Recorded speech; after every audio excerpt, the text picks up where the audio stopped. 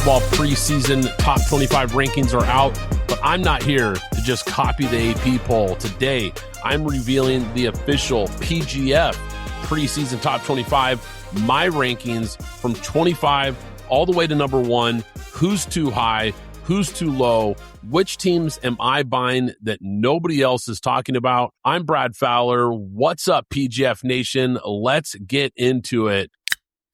Let's start right at 25. This team's going to surprise people because it's not going to make most people's top 25, but they should. Illinois. The last 2 years, they've gone 19-7. I love the direction this program is going with Brett Bielema. I think they're going to continue to be a tough physical football team, especially in the interior of that offensive line. They added some nice pieces in the transfer portal. I think they're going to be really competitive in the Big Ten again this year. At 24, another team that I think nobody's talking about. They're not on any of these lists. They're not on the coaches poll, and they should be. Arizona. This team won 9 games last year, quietly won 9 games in the Big 12.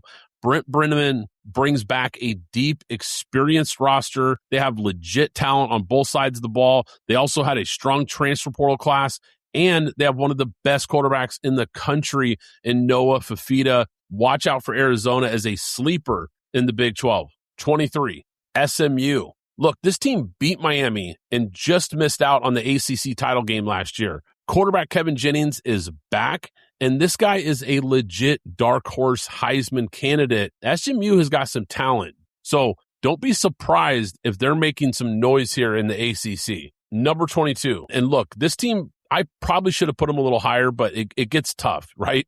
There's only 25 spots. It's really hard to kind of figure out, okay, where these teams fit, but I've got Houston, one of the only 2 Big 12 teams that returns its head coach, both coordinators, and the starting quarterback this season. They have experience, they have talent, they have depth. Willie Fritz has a team that is absolutely capable of making a run at a Big 12 title. So don't sleep on Houston. Number 21, Iowa. Look, only 6 starters are returning. I get that, but I think they're going to be elite in the trenches again. We know how good they are on the line of scrimmage. We know how good they are developing offensive lines, and I think they're going to be really good up front again. They have question marks at quarterback, but look, this is Iowa. Feels like there's always question marks about the quarterback and the offense, but I think the defense is going to be really tough once again. And look, Kirk Ferentz, the level of consistency that this program has year in and year out with this coach and the way they develop talent, it's just hard to count them out. They're going to be a good football team again this year. Number 20, Utah. There's a lot of question marks about Utah, but the one big answer is quarterback Devin Dampier. He is back from an 11-win team last year. Easily one of the most underrated quarterbacks in the country. This guy is electric, running the ball and creating off script. I know they've got some turnover. I know Kyle Whittingham is now at Michigan, so there are some question marks, but I believe in this quarterback. I believe in this program. Number 19, Louisville. I really, really like Louisville this year. Maybe I should have them a little bit higher. I think this is a really good football team. I think it's a well-coached football team. They brought in a really, really talented transfer portal class. Lincoln Kiholtz is one of the more intriguing breakout candidate quarterbacks in the ACC right now. Running back Isaac Brown is a name that you have to circle. He's really talented. This team absolutely has the talent to compete for an ACC title. Do not be surprised if they reach that game. And really don't be surprised if they sneak into the CFP. Quick shout out to our friends at Props.Cash, the best player prop research tool in the game. Props.Cash lets you scan thousands of props across sports books to quickly spot the highest value opportunities. You get real-time injury and lineup intel, advanced filters to find exactly what you're looking for, and even correlated player props so you can see what tends to hit when a player goes over their line. They cover NFL, NBA, MLB, NHL, college football, college basketball, and the WNBA. It's legit next level prep. If you're serious about betting smarter, go to Props.Cash and use code PGF25 for 25% off your first month. That's code PGF25 for 25% off your first month at Props.Cash. The official ticketing app of Pint Glass Football is now SeatGeek. I can't recommend them enough, guys. I've been using SeatGeek for years. You want to go to a game this season? SeatGeek is here to take the confusion out of buying tickets, making sure you get the best seats at the best prices. With SeatGeek, you'll never have to worry about overpaying for tickets again. How? They put a 0 to 10 score on each ticket, so you know you're getting a good deal. But here's the real game changer. You can get $20 off your first ticket purchase with the code PGFPOD. That's right, $20 off with code PGFPOD. This season, make every game day epic with SeatGeek. Download the SeatGeek app and remember to enter the code PGFPOD to grab your $20 discount. At number 18, Washington. DeMond Williams is one of the most talented quarterbacks in the country. Look, he's a little undersized, scrambles around and makes plays. Kind of reminds me of Kyler Murray. I've talked about him a couple times on this podcast. Kind of reminds me of Kyler Murray coming out of Oklahoma. Maybe not to that level, number one overall pick level, but that style of quarterback. A little undersized, but just absolutely dynamic with the football in his hands. And I also think Washington is going to have a defense that could be one of the best in the Big Ten this year. The big question is, can they break through in a really, really deep Big Ten? We'll find out. Number 17, this one's going to surprise some people. Alabama, all the way down at 17. Look, I've got a lot of question marks about this program. Are they still really talented? Absolutely. But 2 of their last 3 games ended with them getting blown out in the SEC title game and in the Rose Bowl. Now, they've got 2 really talented young quarterbacks, but look, neither one of them has any real starting experience. So this is a team that, once again, they have a lot of talent, but they have a lot of questions, especially on both lines of scrimmage. And that has me a little concerned about what their true ceiling is. Number 16, BYU. Look, BYU might just be one of the safest bets in the Big 12 this year. Tons of returning talent. I really like Kalani Sitake. I think he's a really good coach. Bear Bachmeier is back after a surprising season last year where he kind of came out of nowhere and had a really nice year. LJ Martin is one of the best running backs in the country. They're going to be dynamic. And look, this is a team that I think is going to be playing this season with a major chip on their shoulder after just missing out on the college football playoff last year. So watch out for BYU in the Big 12. I think they're a real threat to win that conference. All right. We're kind of entering the heart here of the top 25 at number 15, also in the Big 12. And a team that I'm not going to lie, I had a really hard time kind of figuring out where they needed to be ranked. Texas Tech. They have been consistently pouring resources into this program, adding big-time talent again this year, another big transfer portal class. But I have question marks because, look, Will Hammond, I think he's a really solid quarterback, and I think they could be really good at the quarterback position with him. But there's a reason they went after Brendan Sorsby last season, and the whole thing blew up in their face.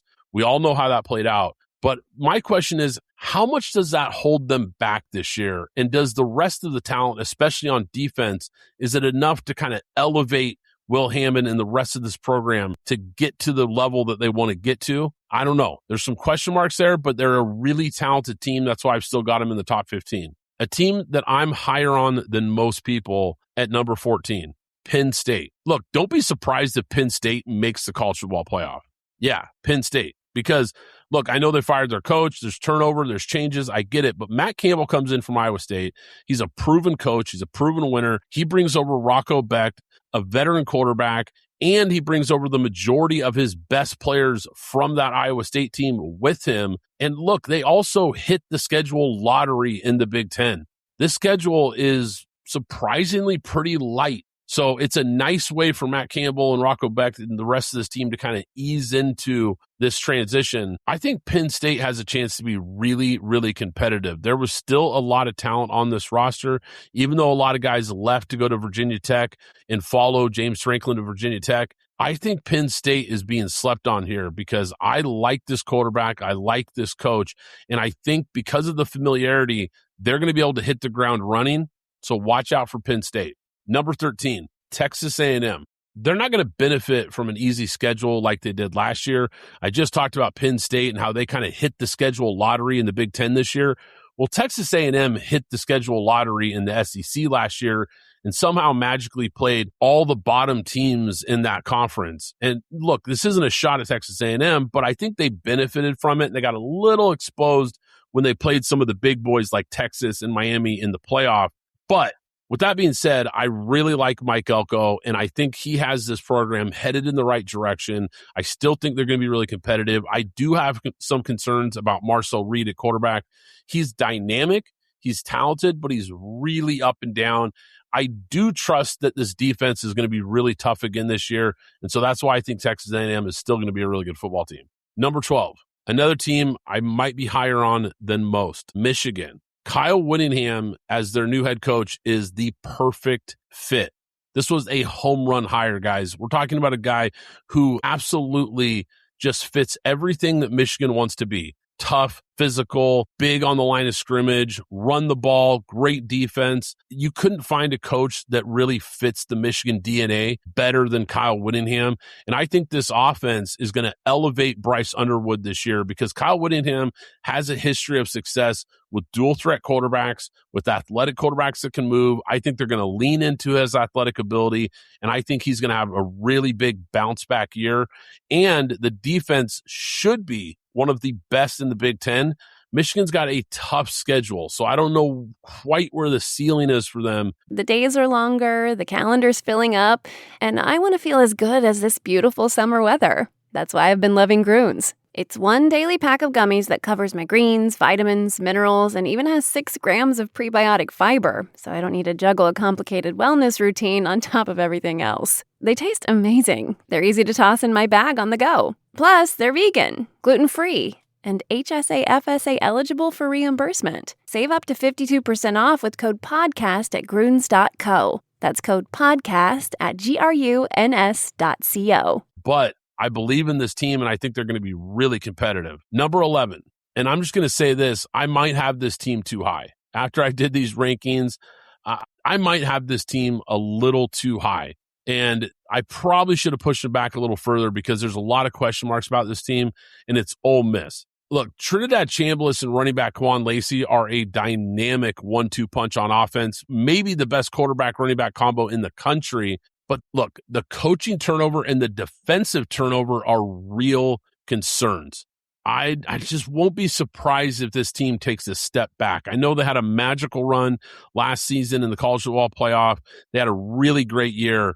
I just think this team probably comes back down to earth a little bit. I think they're going to be good. I just don't know if they're going to be quite as good as most people think. Number 10. Now, this might be the biggest wild card team in the top 25, and that's LSU. I just mentioned Ole Miss. We know Lane Kiffin leaves Ole Miss to take this LSU job, and we know this guy can coach. Yeah, absolutely, especially the offensive side of the ball. This guy's a great play caller, a great play designer, and he brings in a ton of transfer talent with him, including quarterback Sam Leavitt, who I'm a big fan of. I think this kid is really, really talented, and I think he has the talent to become a star in this system. I think it's a good fit on paper, but the question marks for LSU are, can Lane Kiffin bring in a new system, a whole new culture, and all these new players and make it all come together and make it all work in year one? I don't know.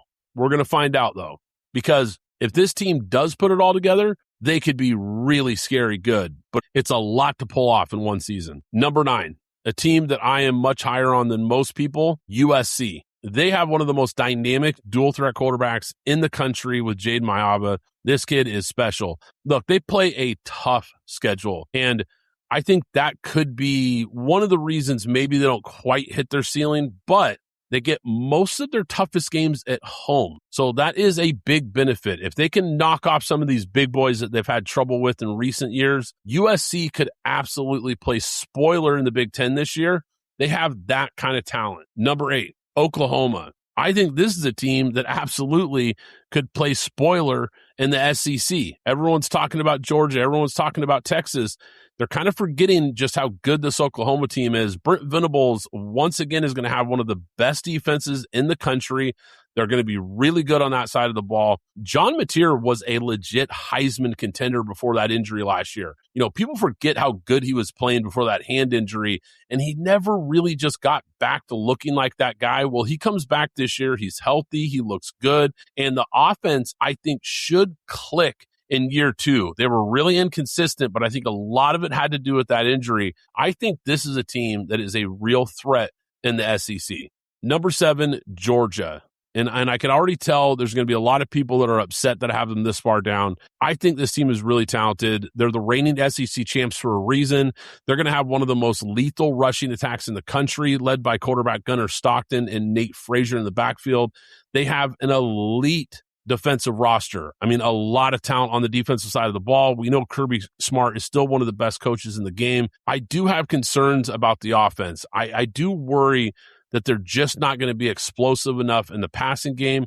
I don't know if they have good enough players on the outside to really be difference makers. And I like Gunnar Stockton, but I don't think he's at the level of some of these other elite quarterbacks that are on these contenders. And we're getting into that range right now where we're talking about the true contenders that could win it all. I don't know if I believe in Gunnar Stockton in this offense enough to get them over the hump against those other teams.